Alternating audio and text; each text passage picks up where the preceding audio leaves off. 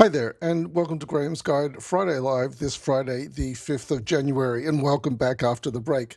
Let's get straight into it. How do I do this? Oh, this button here. it's See, I've been on a break and I can't even remember what buttons to push. I faded across now to the demo screen that I like to use, and this is the homepage of our unit. For you who are here in week 7, you'll be very familiar with this. From here, I'm going to go to the discussion boards. I'm going to choose discussion group 17. And this is the home page of the group 17 discussions. And if you go to assignment 3, because these Friday Lives are intended to provide you with practical guidance on completing the written assessments. And congratulations for everyone who has submitted assignment 2. There's just a couple of people left who had extensions yet to come in. But then circumstances change, and of course, it's sometimes if you've got a medical emergency, it's very difficult to submit on time. I've had these experiences myself. Let's keep moving on. Sorry, I'm digressing. I'm famous for digressing. And if we scroll down, we'll get to a new section I put in here. It's called Assignment 3 Reflective Essay, Suggested Milestones and Completion Strategy. So it's really important in university studies to, at the beginning of the teaching period, go in and have a look at all of the assignments that are due for that unit that you're doing. And then from week 1, you really should be working on a completion strategy for each of the assessments, and they should be the absolute focus of your attention, making sure that you complete the assignments and submit them by the due date or complete them on time. And of course, in between the assignments, prior to the assignments, you're working through the discussions and the unit learning materials. You're gaining new knowledge. You're seeking to understand that new knowledge. And then finally, in the assignments, you get to demonstrate your understanding of your new knowledge, which I've said time and time again. You're probably sick of me saying it. Anyway, so this idea of completion strategies, I use that in my videos in weeks 1 to 6, trying to help you move forward with assignment 2 on a regular basis so that you didn't get to the last weekend and then have to try and write 1,500 words in a weekend, which is very difficult. And likewise, I want to do the same thing with you for assignment 3. And I'm going to suggest that this coming weekend, that you work on the, we worked on the introduction before, but now I want you to work on the introduction, finalize your introduction, and start work on body paragraph 1. Then, as you can see here, each week, add 2 more sections. So next weekend, you would be trying to complete a draft for body paragraphs 2 and 3. The following weekend, try and complete body paragraphs for 4 and 5. And then finally, write your conclusion and submit your draft to Studiosity to get feedback on your draft and some academic guidance, or guidance on academic writing. And that way, if you use these suggested milestones and completion strategy, you should be able to comfortably submit well before the due date, which is February 5th. If you could complete by Sunday, February 4th, that would be great. If you can complete earlier, well, that's up to you. As long as you've satisfied with the work that you've drafted, then you can finalize your essay earlier than the due date. That's absolutely okay.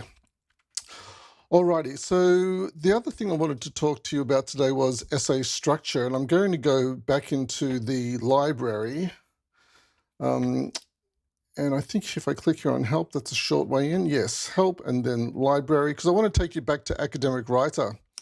From here, we're going to scroll where do we go from here? I'm just going to click on, because I want to get back to the library homepage. Here, these little breadcrumbs. Click here on library homepage, and then scroll down to referencing guides. This is the long way in, because most of you will have a shortcut bookmark set up to get straight into the APA guide for referencing.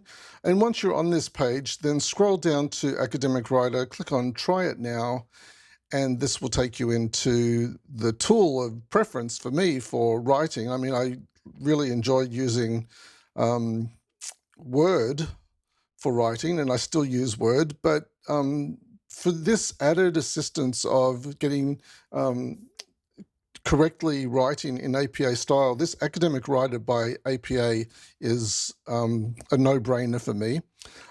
It's got welcome up here, which lets me know that I'm not logged in yet, because it would say welcome Graeme if I was logged in. So I'm going to click on here and log in, and then log in. I don't need this. I really should click on this, do not show again, because I know what that's all about. There we go. Now it says welcome Graeme. So I know I'm logged in and I now have access to my papers that I'm writing. So click on here to go to my papers. And previously, back in week 1 or 2, I worked with you to try and create the start of assignment 3 reflective essay. So I'll click on here for a moment just to remind you of what we were doing there. We went in and we completed the title page. Here we put in the title. I've added here version 1 now. And then you also completed this page on the author, and you can see here that I'm an author. And then we clicked on body to start writing our our actual essay. And here I've written what was initially a very short and quick introduction to the essay. I've since rewritten this and I've fleshed it out a little bit more, which I'll show you in just a moment. Actually, let's go there now. Let's go back to my papers and version 2 of the reflective essay. Now, all the colors that you see here are just, you would not normally use all these colors in bold. You would just use, like in this second paragraph, that's how it should actually look. But I've copied and pasted this paragraph twice so I can just show you the structure of my introduction. And here, this yellow section, or where it's highlighted in yellow, this is my where I talk about the topic and the subtopics. So I introduce the topic and I introduce the subtopics. In this blue section, I provide some context. Where am I coming from? It's a reflective essay, so you need to know what the context is for my reflection. So I tell you a little bit about where I am now, or where I've been. This says that I'm an e-learning advisor and I'm looking towards pursuing a doctorate or a PhD in media and communication. So doing this course, pretending I'm doing learning and communicating online, I've said here that it will hopefully further enhance my skills and understanding in the 5 areas that I mentioned here.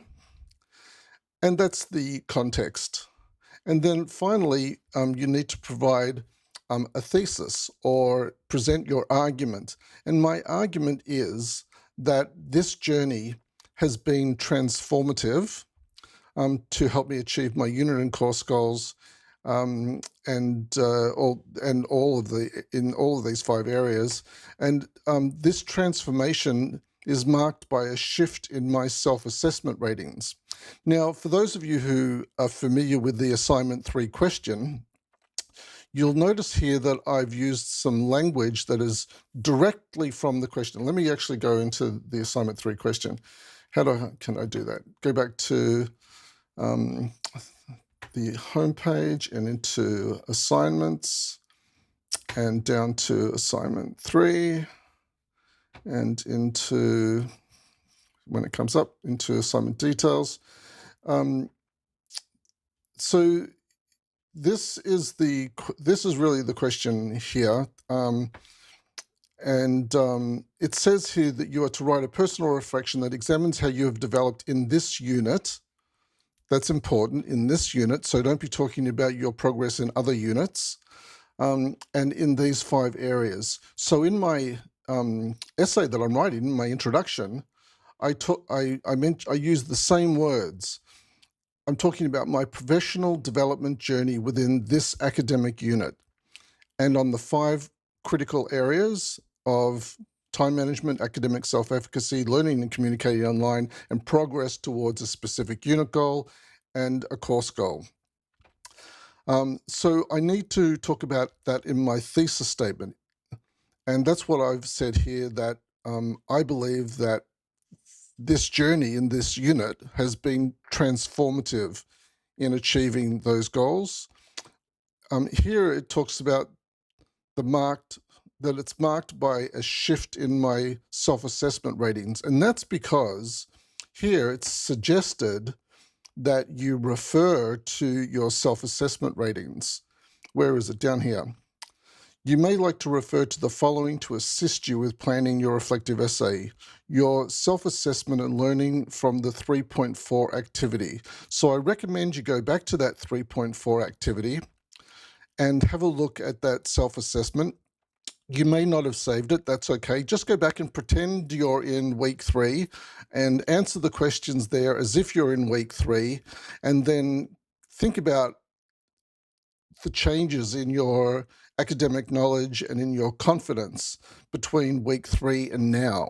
So you can, even though you haven't completed this activity, the 3.4 activity, you can go back to it and look at it in a reflective manner. So think about what you were like in week 3 and then compare that to how you are now. That's like a before and after approach. So that's how I've come up with my my introduction. So you don't need to see that anymore. I can delete that. I won't delete it right now. But let's go in to see how this looks in the preview. You'll recognize this if you've been following along.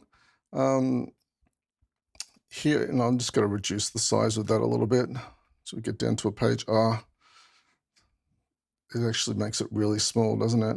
Let's go to the next page. This is where, so this is my introduction with bold and colors. Please do not submit with this rainbow of colors here. It should just look like this first one. How can I delete?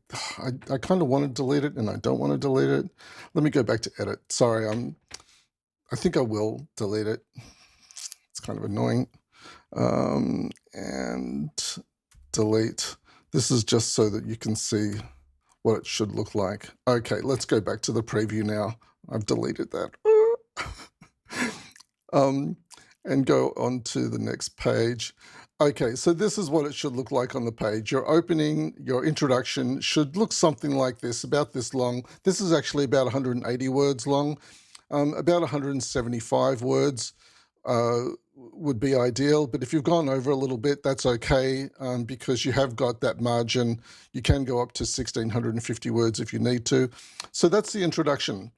Then I've provided myself with some notes here so I know what I'm doing next. And next I'm going to be looking at body paragraph 1, and I want to write about 250 words for time management. And I've already made notes here that I would like to be citing Stanislawski on coping with stress, because I'm going to incorporate theory into my essay. Then in body paragraph 2, I'm going to be writing about academic self-efficacy, and I'm going to be citing Falke, and Tsai. My pronunciation was probably off there, but that's okay. And in body paragraph 3, learning and communicating online, I'll be writing, and again, about 250 words. And this time I quite like Einen, the reading by Einen, so I'll be citing Einen when I write this up. There's still 2 more paragraphs to go, so let me go on to page 3. And here you can see the rest of my planning here. So I will be deleting this before I submit it. This is just so that I've got a plan of where I'm going to. So body paragraph 4 will be about my unit goal. And for me, my unit goal is cross-cultural competency, so I'll be citing Davies, Fiedler, and Gorbis.